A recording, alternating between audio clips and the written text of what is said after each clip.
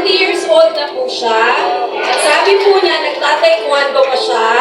At nagja-jogging pa. Hiyang-hiya naman ako. Ma'am, hiyang-hiya naman ako. Happy birthday, ma'am. Tayo pag-uksan.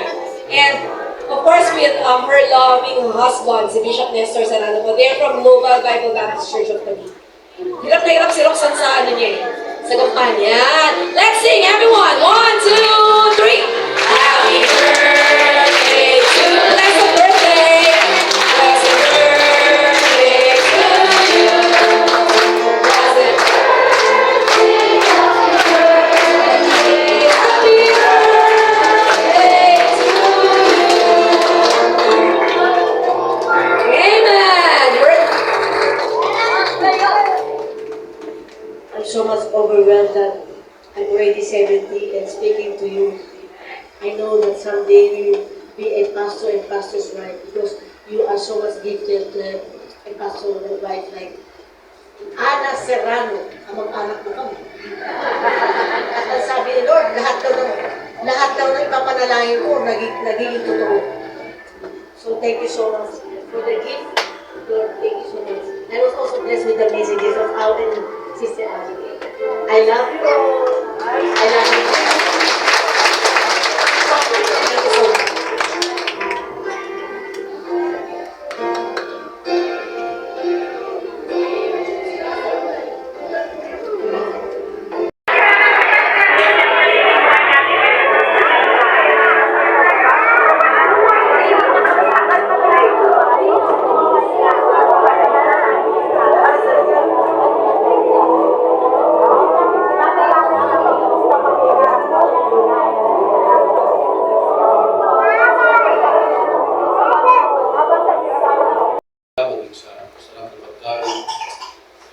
Sa hapon ito kami muli ay kami po lumalapit sa inyo humihingi namin sa pagpapala para sa muling bahagi Panginoon ng Ladies Conference na ito. Pagpalain po ang mga susunod pa, mga tagapagsalita at ang mga delegates Panginoon ay niyo po pagpalain ang bawat isa sa amin. Ito po aming dalangin sabot sa pangalan ng Kristo Jesus.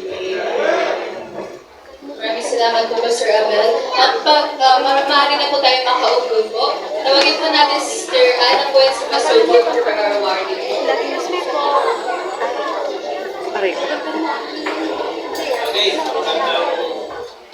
Hapon po, kakalain ng everyone is busog po ba kayo? Okay. So, hindi ko na po matatagalin, no? Tingin po natin na parangal po yung ating Maputi na buhay. Basta natin, last year, hindi ganyan kaputi. Good. Saan ko ba patil dito? Hindi ako nakakakaya. May hagdag sa buhay. Kaya, tapos batahoy ako nagsisita. Church kahit oo, meron niya.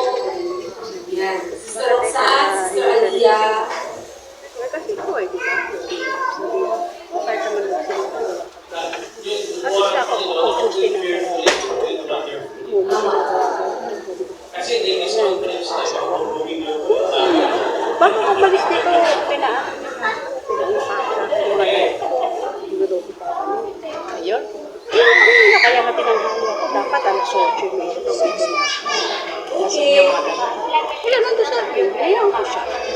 So, we have the honor of presenting this certificate po to Ma'am Aurora Cata. Ako sa nagluluto niya. Dito ako pupuntahan yung mga salita maliit dyan. Sinabi ko mga kasama ka sa dati.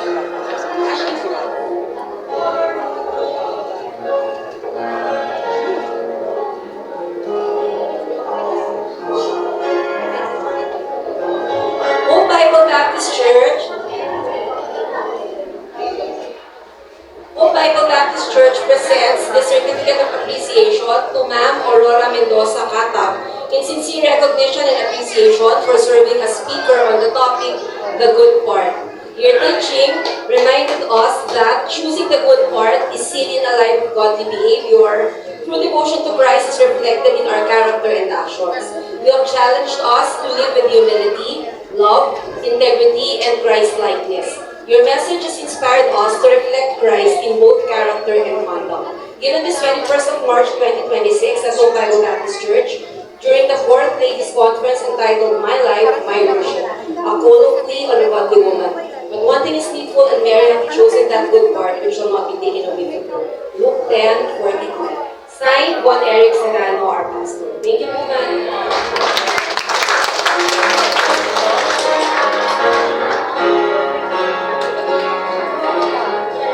Ang aming photographer, anyone. Thank you,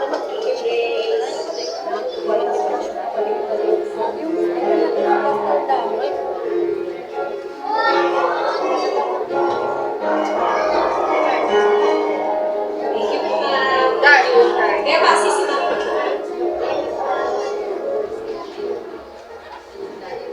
And the other one, to our birthday girl, Dr. Mary Ann de la Cruz Serrano. Really welcome.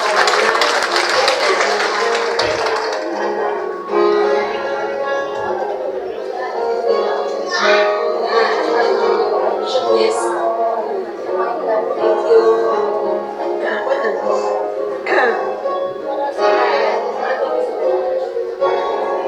Hope Bible Baptist Church presents the Certificate of Appreciation to Dr. Mary Ann de la Cruz Serrano in sincere recognition and appreciation for serving as speaker on the topic, that which shall not be taken away. Your teaching reminded us that a life rooted in Christ forms a foundation that endures. What is shaped in devotion and lived out godly conduct becomes lasting and unshakable. You challenge us to build our lives with Christ, marked by wisdom and a lasting testimony. Your teaching has strengthened our desire to build on a foundation that will endure. Given this 21st of March 2026 at Hope Bible Baptist Church, during the 4th Ladies Conference entitled My Life, My Worship, a colloquy on a godly woman. But one thing is needful, and Mary hath chosen that good part which shall not be taken away from her. In Luke 10:42. Signed, our pastor, Pastor Gonzalo. Thank you, ma'am. Thank you so much.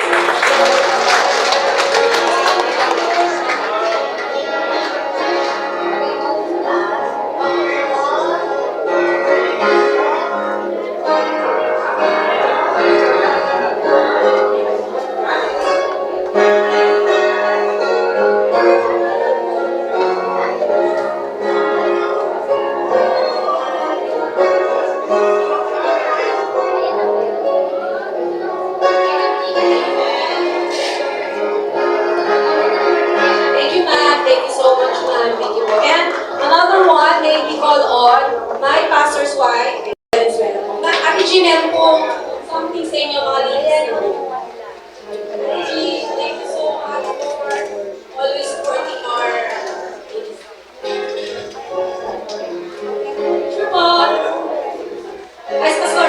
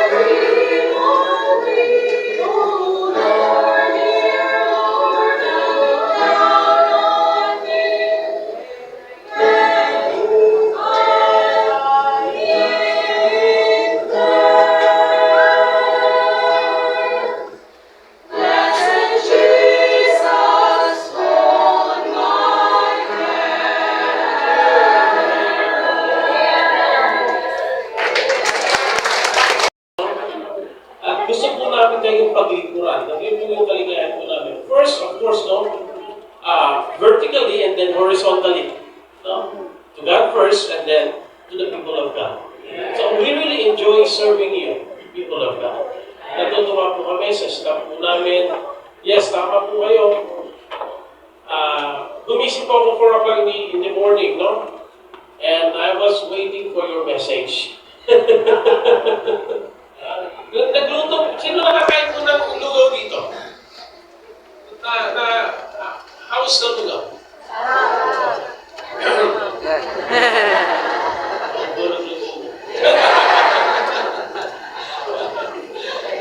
Nakakatuwa po, no? Madaling araw pala actually. Meron yung hindi dito na bulot.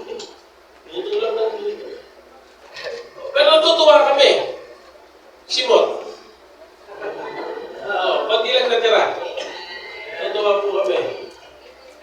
Kaya, thank you so much. Thank you so much. Amen. To both of our brothers. Halika dito. Lugi ako matulak na niyan. On behalf of the ladies of Hope Bible Baptist Church po, pati po yung aming events organizing committee headed by Deacon Leo, nagpapasalamat po kami sa pag-say yes po ninyo sa aming pong invitation sa inyo.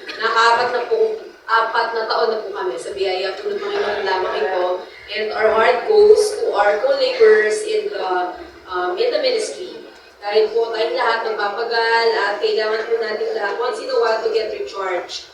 Sabi po ng Bible yan na kapag pangalawang beses mo nung narinig sa ibang tao, it means most likely it's true. Yun po. Kaya po, minsan naririnig nyo sa pastor ninyo yun, this time narinig naman po natin sa ibang pastor. So, maniwalaan na po natin. And let's just start doing things by faith. So, yes. Oh, yun. Maniwala na lang kayo. Tayo, maniwala. I learned a lot po sa conference po na ito. I'm very thankful to the guest speakers, si Ma'am Au, Kata. Tama lang sa kanya yung kanyang part.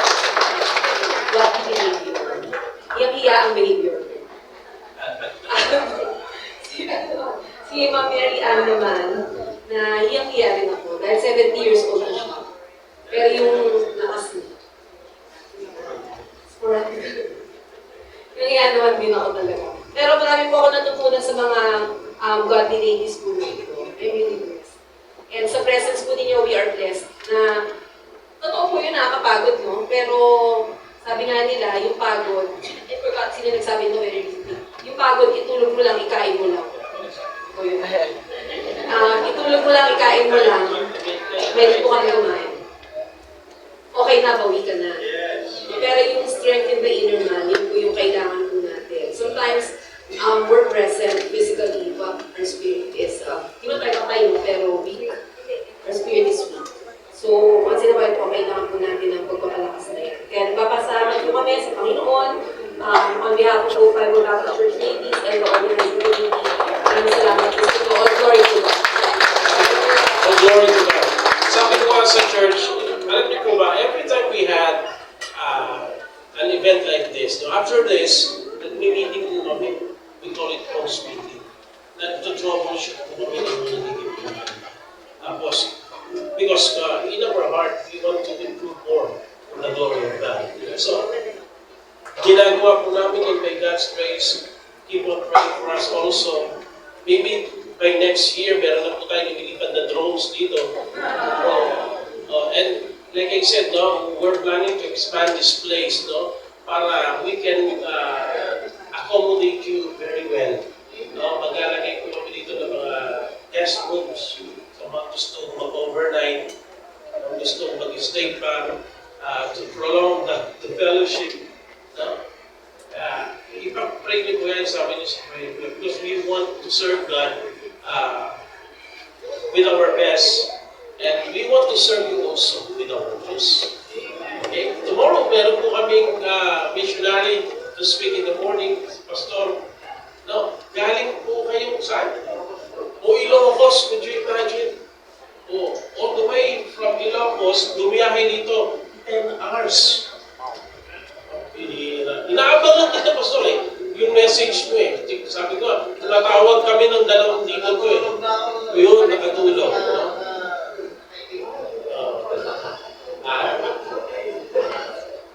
Alam.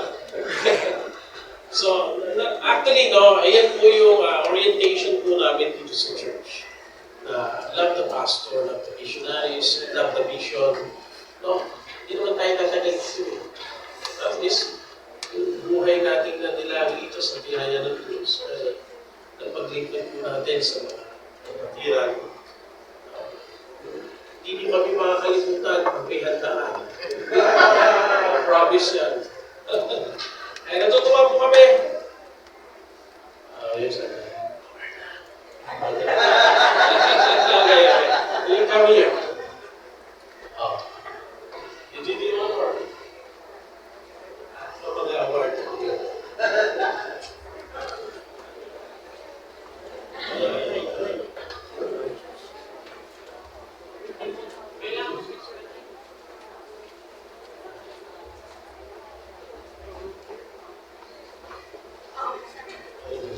Pastor Dan, nung binata ko ako, ganito katawan ko. Alam mo yun? Okay. Certificate of Appreciation. Hope Bible Baptist Church presents this Certificate of Appreciation to Pastor Dan Paderes in sincere recognition and appreciation for faithfully delivering the Word of God. Your preaching reminded us that a life devoted to Christ shapes our priorities, character, and lasting influence. You have challenged us to choose the good part, reflect Christ in our conduct, and build a faith that endures. Your faithful preaching has inspired us to live fully devoted to Christ. Even this 21st of March 2026 at Hope Bible Baptist Church during the 4th Ladies Conference entitled My Life, My Worship, a colloquy on a godly woman. But one thing is needful, and Mary had chosen that good part which shall not be taken away from her. In Luke 10:42, signed by your servant, Pastor Juan Erickson. Pastor, this is for you. Amen. Also, this is for you.